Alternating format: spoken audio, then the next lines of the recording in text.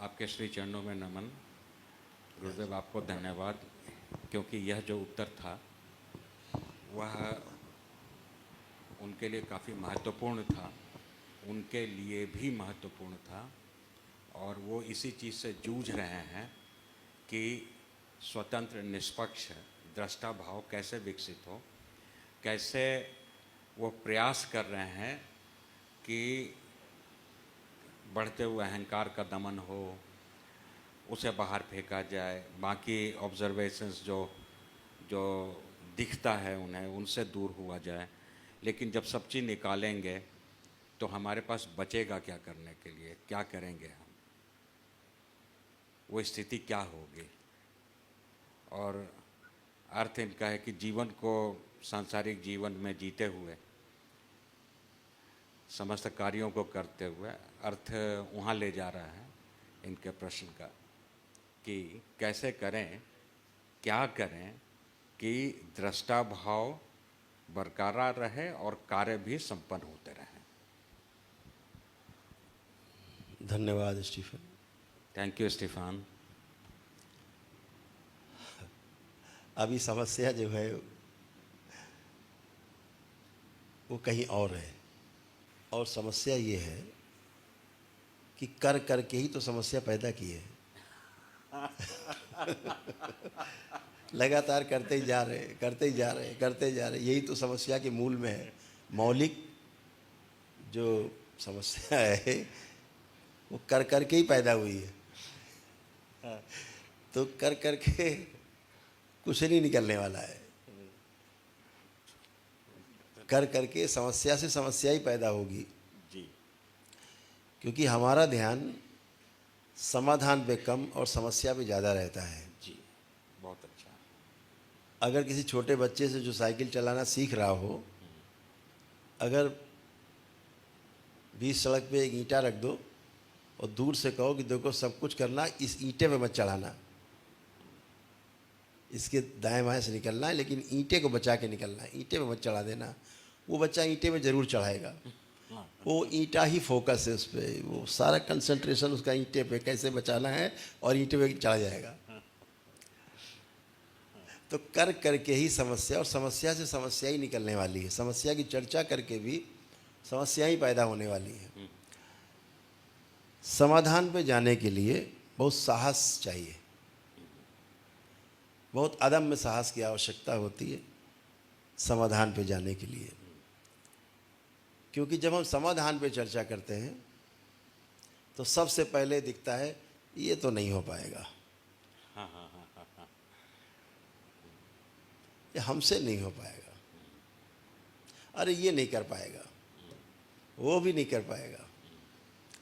तो जब समस्याओं में चर्चा करते हैं तो बड़ा संतुष्ट रहते हैं, बहुत सेटिस्फाइड होते हैं समस्या में चर्चा करके। तो कर करके ही समस्या पैदा हुई है। जी। कभी करना छोड़ के देखो, हाँ। हल अपने आप होने लगेंगे। कोरोना पीरियड में इसको कर लीजिए भी बात। जी। अभी पूरी धरती पर एक माहौल जो बहुत भयावह बना हुआ है,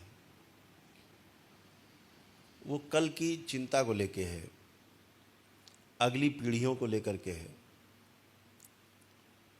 सारा हवा पानी सब दूषित कर दिया है इस मानव जाति ने। भोजन, सारा अनाज सब जहरीला कर दिया है। जंगल कट रहे हैं, पहाड़ कट रहे हैं, धरती खोद कर कोयला निकाला जा रहा है, धरती का सीना फाड़ के तेल निकाल रहे हैं। चारों ओर प्रकृति का दोहन और शोषण चरम पर है, जिसको जीडीपी नाम दिया, विनाश को विकास नाम दिया। तो ये जो चल रहा है ये कर करके ही हो रहा है, और ये करने वाला कोई साधारण आदमी नहीं है।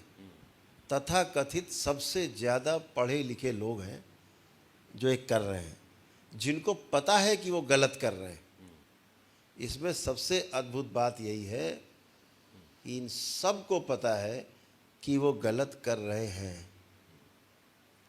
जो हरित क्रांति लाए थे उन्होंने बाद में पुस्तक लिखी कि वो हरित क्रांति जी बिल्कुल गलत थी। जी जी गुरुदेव। तो आज उसका ढिंढोरा पीट के कि बहुत बड़ा काम कर रहे हैं, अच्छा काम कर रहे हैं, विकास हो रहा है, सिर्फ प्रकृति का दोहन, प्रकृति का शोषण हो रहा है और विनाश स्वयं का कर रहे हैं। तो इसलिए जो कर कर के परिस्थितियां बनी हैं, चारों ओर प्रदूषण है, ध्वनि प्रदूषण है, हवा का प्रदूषण है, खान पान में सब बीमारियां पैदा हो रही हैं, खा के जहरीला भोजन, तो ये सब कर कर के ही पैदा हुआ है। जो नहीं कर रहा था तो सब अच्छा अच्छा था। आज समस्या ज़्यादा करने के कारण ही पैदा हुई है। कोरोना काल में करना बंद हो गया था, सारा करना पूरे विश्व में बंद हो गया था। सारी नदियां एकदम स्वच्छ हो गई। जल में अपना नीचे तक देख लीजिए कौन सा कंकड़ पत्थर पड़ा हुआ है, इतना साफ, इतना शुद्ध, हवा एकदम शुद्ध, वातावरण शुद्ध, चांद तारे दिन में भी देख लेते थे आप, आभास हो जाता था इधर इधर तारा भी है, जो रात में भी नहीं दिखते धूड़े से। तो सब चीज़, सारा एनवायरनमेंट, सारी प्रकृति एकदम शांत थी, शुद्ध थी, पवित्र थी, एकदम स्वच्छ हो गई थी। कैसे स्वच्छ हुई? ना करने से मनुष्य के।